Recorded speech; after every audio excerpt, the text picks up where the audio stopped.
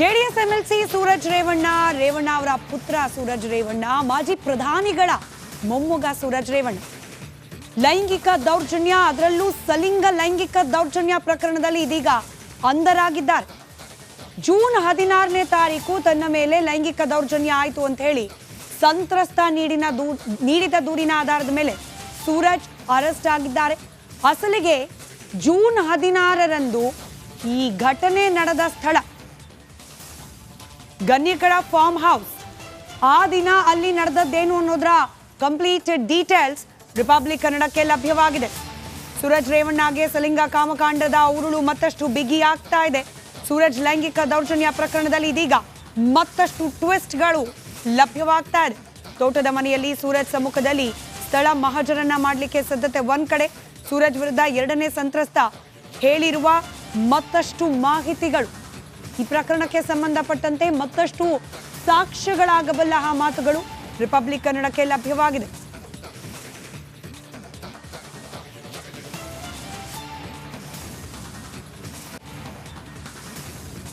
ಮತ್ತಷ್ಟು ಡೀಟೇಲ್ಸ್ ನನ್ನ ಕಲೀಗ ನಿಕೇಶ್ ನೀಡ್ತಾ ಹೋಗ್ತಾರೆ. ಇನ್ಫ್ಯಾಕ್ಟ್ ಯಾವ ಫಾರ್ಮ್ ಹೌಸ್ ನಲ್ಲಿ ಘಟನೆ ನಡೆದಿದೆ ಅನ್ನೋ ಆರೋಪ ಇದೆಯೋ ಅಲ್ಲಿಂದಲೇ ನೇರ ಸಂಪರ್ಕದಲ್ಲಿದ್ದಾರೆ ನಿಕೇಶ್. ಸದ್ಯಕ್ಕೆ ಸ್ಥಳ ಮಹಜರಿಗೆ ಕರ್ಕೊಂಡು ಬರಬಹುದು ಸೂರಜ್ರನ್ನ ಅನ್ನೋ ಮಾಹಿತಿ ಇದೆ. ಇದರ ಜೊತೆಗೆ ಘಟನೆ ನಡೆದಿದೆ ಅಂತ ಹೇಳಲಾದ ದಿನ ಅಂದ್ರೆ ಜೂನ್ 16, ಅವತ್ತೇನೆಲ್ಲ ಆಯ್ತು, ಎರಡನೇ ಸಂತ್ರಸ್ತ ಹೇಳ್ತಿರೋದೇನು, ಇದೆಲ್ಲದರ ಮಾಹಿತಿಯನ್ನು ಹಂಚ್ಕೊಳ್ಳೋದಾದ್ರೆ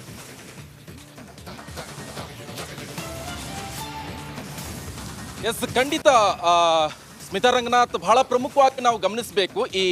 ಇದೇ ಫಾರ್ಮ್ ಹೌಸ್, ಇದು ಗನ್ನಿಕಡ ಇರುವಂತಹ ಫಾರ್ಮ್ ಹೌಸ್. ನಾನೀಗ ಅದೇ ಜಾಗದಿಂದನೇ ನಾನೀಗ ಡೀಟೇಲ್ಸ್ ಅನ್ನ ಕೊಡುವಂತ ಪ್ರಯತ್ನ ಮಾಡ್ತೀನಿ. ಫಸ್ಟ್ ಆಫ್ ಆಲ್ ಇಲ್ಲಿ ಎಲ್ಲಿದೆ ಅನ್ನುವಂತ ತೋರಿಸುವಂತ ಪ್ರಯತ್ನ ಮಾಡ್ತೀನಿ. ಅದಾದ ತಕ್ಷಣ ಕೇಸ್ಗೆ ಸಂಬಂಧಪಟ್ಟ ವಿಚಾರಗಳನ್ನ ಹೇಳ್ತೀನಿ. ಫಸ್ಟ್ ಆಫ್ ಆಲ್ ಇದು ಹಾಸನದಿಂದ ಕೇವಲ 40 ಕಿಲೋಮೀಟರ್ ದೂರದಲ್ಲಿರುವಂತ ಈ ಗನ್ನಿಗಡ ಎನ್ನುವಂತ ಪ್ರದೇಶ, ಜೊತೆಗೆ HD ರೇವಣ್ಣ ಅವರ ನಿವಾಸದಿಂದ ಕೇವಲ 15 ಕಿಲೋಮೀಟರ್ ಇರುವಂತ ಈ ಒಂದು ಗನ್ನಿಗಡ ಪ್ರದೇಶ. ಇಲ್ಲಿ ಸೂರಜ್ ರೇವಣ್ಣ ಅವರು ವಾಸ ಮಾಡ್ತಾ ಇರುವಂತದ್ದು ಫಾರ್ಮ್ ಹೌಸ್ ಇದು. ಇಲ್ಲಿ ಇದರ ಪಕ್ಕದಲ್ಲಿರುವಂಥದ್ದು ಹೇಮಾವತಿ ನದಿ. ಸೊ ಇಲ್ಲಿ ಈಗ ಮೊದಲ ಸಂತ್ರಸ್ತ ಮತ್ತು ಎರಡನೇ ಸಂತ್ರಸ್ತ ಕಂಪ್ಲೇಂಟ್ ಅನ್ನು ಕೊಟ್ಟಿರುವಂಥದ್ದು. ಜೂನ್ 22ರಂದು ಮೊದಲ ಕೇಸ್ ದಾಖಲಾಗುತ್ತೆ. ಇದಾದ ನಂತರ ಜೂನ್ 23ರಂದು ಇದನ್ನ CID ಕಸ್ಟಡಿಗೆ ಕೊಡ್ತಾರೆ, CID ತನಿಖೆಗೆ ವಹಿಸ್ತಾರೆ ಸರ್ಕಾರ. ಅದಾದ ತಕ್ಷಣ 25ರಂದು ಎರಡನೇ ಸಂತ್ರಸ್ತ ಕೂಡ ದೂರನ್ನ ದಾಖಲು ಮಾಡ್ತಾನೆ. 27 ವರ್ಷದ ಸಂತ್ರಸ್ತ ಕಂಪ್ಲೀಟ್ ಆಗಿ ವಿವರಣೆಯನ್ನ ಕೊಡ್ತಾನೆ. ಜೂನ್ 14ರಂದು ಮೊದಲ ಬಾರಿಗೆ ಗುಡ್ ಈವ್ನಿಂಗ್ ಅಂತ ಸೂರಜ್ ರೇವಣ್ಣ ಮೆಸೇಜ್ ಅನ್ನ ಮಾಡ್ತಾರೆ. ಅದಾದ ತಕ್ಷಣ ನಾನು ಕೂಡ ರಿಪ್ಲೈ ಮಾಡ್ತೀನಿ, ಸೊ ಮಾತನಾಡಿಸಲು ಪ್ರಯತ್ನ ಕೂಡ ಮಾಡ್ತಾರೆ. ಇದಾದ ಬಳಿಕ ಜೂನ್ 16ರಂದು ಗನ್ನಿಕಡದ ಫಾರ್ಮ್ ಹೌಸ್ಗೆ ಒಂಟಿಯಾಗಿ ಬರಲು, ಇದೇ ಫಾರ್ಮ್ ಹೌಸ್ ಇವಾಗ ನೀವು ನೇರ ದೃಶ್ಯಾವಳಿಯನ್ನ ನೋಡಬಹುದು ನೀವು. ಇದೇ ಫಾರ್ಮ್ ಹೌಸ್ಗೆ ಜೂನ್ 16ರಂದು ಬರೋಕೆ ಹೇಳ್ತಾರೆ. ಅದರಂತೆ ಸಾಯಂಕಾಲ 6:15ರ ಸುಮಾರಿಗೆ ಫಾರ್ಮ್ ಹೌಸ್ಗೆ ತೆರಳಿರುವಂಥ ವೇಳೆ ನನ್ನ ಬೆಡ್ರೂಮ್ಗೆ ಕರೆದೋಗ್ಬಿಟ್ಟು ಮಾಡಬಾರ್ದೆಲ್ಲ ಮಾಡಿಬಿಟ್ರು. ಅಸ್ವಾಭಾವಿಕ ಅನೈಸರ್ಗಿಕ ಲೈಂಗಿಕ ಕ್ರಿಯೆಯನ್ನು ನನ್ನ ಮೇಲೆ ನಡೆಸುವಂಥ ಪ್ರಯತ್ನ ಮಾಡಿದ್ರು.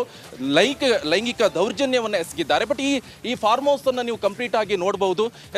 ಇಲ್ಲಿ ಈ ಒಂದು ಫಸ್ಟ್ ಇರುವಂಥದ್ದು ಇಲ್ಲಿವರೆಗೆ ಮಾತ್ರ ಇದು ಕಂಪೌಂಡ್ ಬರುತ್ತೆ. ಇದಾದ ತಕ್ಷಣ ಒಂದು 2 ತಿಂಗಳಲ್ಲಿ ಇಷ್ಟು ಮೇಲೆ ಅಂತ ಹೇಳಿದ್ರೆ ಈ ಪರಪ್ಪನ ಅಗ್ರಹಾರದಲ್ಲಿ ಗೋಡೆ ಕಟ್ತಾರಲ್ಲ ಆ ರೀತಿಯಲ್ಲಿ, ಅಂದ್ರೆ ಕಳ್ಳರು ಕಾಕರಲ್ಲ ಮೇಲ್ಗಡೆಯಿಂದೂ ಹಾರಬಾರ್ದು. ಇದು ಯಾರಿಗೂ ಕೂಡ ಇದು ನಿಮ್ಗೆ ಆ ಫಾರ್ಮ್ ಹೌಸ್ ಅಲ್ಲಿ ಏನ್ ನಡೆಯುತ್ತೆ ಯಾವುದು ಕೂಡ ಗೊತ್ತಾಗಲ್ಲ. ಯಾಕಂತ ಹೇಳಿದ್ರೆ ಅಷ್ಟರ ಮಟ್ಟಿಗೆ ಹೈಟ್ ಅಲ್ಲಿ ಈ ಒಂದು ಕಾಂಪೌಂಡ್ ಅನ್ನ ನಿರ್ಮಿಸಿದ್ದಾರೆ. ನಾನು ಕೂಡ ಅದ್ರ ಒಳಗಡೆ ಏನಾಗ್ತಾ ಇದೆ ಆ ಒಂದು ಫಾರ್ಮ್ ಹೌಸ್ ನ ಚಿತ್ರಣವನ್ನ ತೋರಿಸುವಂತ ಪ್ರಯತ್ನ ನನ್ನ ಕ್ಯಾಮರಾಮ್ಯಾನ್ ಕಿರಣ್ ಅವರು ಮಾಡ್ತಾ ಇದ್ದಾರೆ. ಇದೇ ಫಾರ್ಮ್ ಹೌಸ್ ನಲ್ಲಿ ನಡೆದಿರುವಂತಹ ಘಟನೆ ಇದು. ಜೂನ್ 16ರಂದು ಇದೇ ಫಾರ್ಮ್ ಹೌಸ್ಗೆ 6:15 ಸುಮಾರಿಗೆ ಸಂತ್ರಸ್ತ ಒಬ್ಬ, ಅಂದ್ರೆ ಒಂದು ಸಂತ್ರಸ್ತ ಒಬ್ಬ ಇದ್ದಾರಲ್ಲ, ಅವರು ಇಲ್ಲಿಗೆ ಬಂದಿರುವಂಥದ್ದು. ಆ ಸಂದರ್ಭದಲ್ಲಿ ಅಸ್ವಾಭಾವಿಕ ನೈಸರ್ಗಿಕ ಲೈಂಗಿಕ ದೌರ್ಜನ್ಯವನ್ನೇ ಎಸಗಿದ್ದಾರೆ ಅಂತ ಹೇಳ್ತಾ ಇದ್ದಾರೆ. ಇನ್ನೊಂದು ಕಡೆಯಲ್ಲಿ ಸಂತ್ರಸ್ತ 2 ಅಂತ ಹೇಳಿದ್ರೆ ಈಗ ಶಿವಕುಮಾರ್ ಎನ್ನುವಂಥ ಸಂತ್ರಸ್ತ ಮೊದಲಿಗೆ ಸೂರಜ್ ರೇವಣ್ಣ ಅವರ ಅತ್ಯಾಪ್ತರ ವಲಯದಲ್ಲಿ ಇರುವಂಥವರು. ಇವನಿಂದನೇ ಸಂತ್ರಸ್ತ ಒಂದನ್ನ ಕಾಂಟ್ಯಾಕ್ಟ್ ಆಗಿರುವಂಥದ್ದು. ಆದರೆ ಇಲ್ಲಿ ಬಹಳ ಪ್ರಮುಖವಾಗಿ ಈಗ ಈ ಕೇಸ್ಗೆ ಟ್ವಿಸ್ಟ್ ಎನ್ನುವಂತ ಈಗ ಶಿವಕುಮಾರ್ ಎನ್ನುವಂತಾನೆ ನನ್ನ ಮೇಲೆ ಕೂಡ 4 ವರ್ಷದ ಹಿಂದೆ ಲೈಂಗಿಕ ದೌರ್ಜನ್ಯ ಅಂತ ಹೇಳಿದ್ರೆ ಈ ಕೊರೋನಾ ಸಂದರ್ಭದಲ್ಲಿ ನನ್ನ ಮೇಲೆ ಲೈಂಗಿಕ ದೌರ್ಜನ್ಯ ಎಸಗಿದ್ದಾರೆ ಎನ್ನುವಂಥದ್ದು ಕೂಡ ಹೇಳ್ತಾ ಇರುವಂಥದ್ದು. ಬಹಳ ಪ್ರಮುಖವಾಗಿ ಇದೇ ವಿಚಾರಕ್ಕೆ ಸಂಬಂಧಪಟ್ಟಂತೆ ಈಗ ಸೂರಜ್ ರೇವಣ್ಣ CID ಕಸ್ಟಡಿಯಲ್ಲಿ ಇದ್ದಾರೆ. ಆದರೆ ಅವ್ರನ್ನ ಸ್ಥಳ ಮಹಜರಿಗೆ ಕರ್ಕೊಂಡು ಬರುವಂತ ನಿಟ್ಟಿನಲ್ಲಿ ಕೂಡ ಪೊಲೀಸರು ಕೆಲಸವನ್ನ ಮಾಡ್ತಾ ಇದ್ದಾರೆ. ಆದರೆ ಇವತ್ತು ಅಥವಾ ನಾಳೆ ಇದೇ ಒಂದು ಸ್ಪಾಟ್ಗೆ ಸ್ಥಳ ಮಹಜರಿಗೆ ಕರ್ಕೊಂಡು ಬರ್ತಾರೆ. ಯಾಕಂತ ಹೇಳಿದ್ರೆ ಸೋಮವಾರದ ತನಕ ಕಸ್ಟಡಿ ಇರುವಂಥದ್ದು, ಆದಿತ್ಯವಾರ ಎಂಡ್ ಆಗುತ್ತೆ, ಸೋಮವಾರಕ್ಕೆ ಕೋರ್ಟ್ಗೆ ಪ್ರೊಡ್ಯೂಸ್ ಮಾಡ್ತಾರೆ.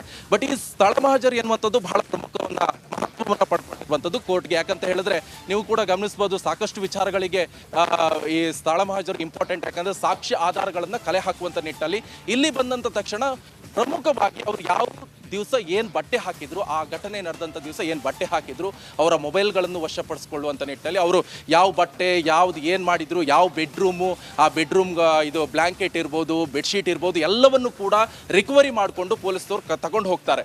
ಬಟ್ ನಾಳೆ ಈ ಎಲ್ಲ ಪ್ರೊಸೆಸ್ ಆಗುವಂಥ ನಿರೀಕ್ಷೆ ಇದೆ. ಬಟ್ ಇವತ್ತು ಬರ್ತಾರೆ ಅನ್ನುವಂಥ ಮುನ್ಸೂಚನೆ ಕೂಡ ಸಿಕ್ಕಿರುವಂಥದ್ದು. ನಾನು ಕೂಡ ಈ ಸ್ಪಾಟಲ್ಲಿ ಇದ್ದೀನಿ.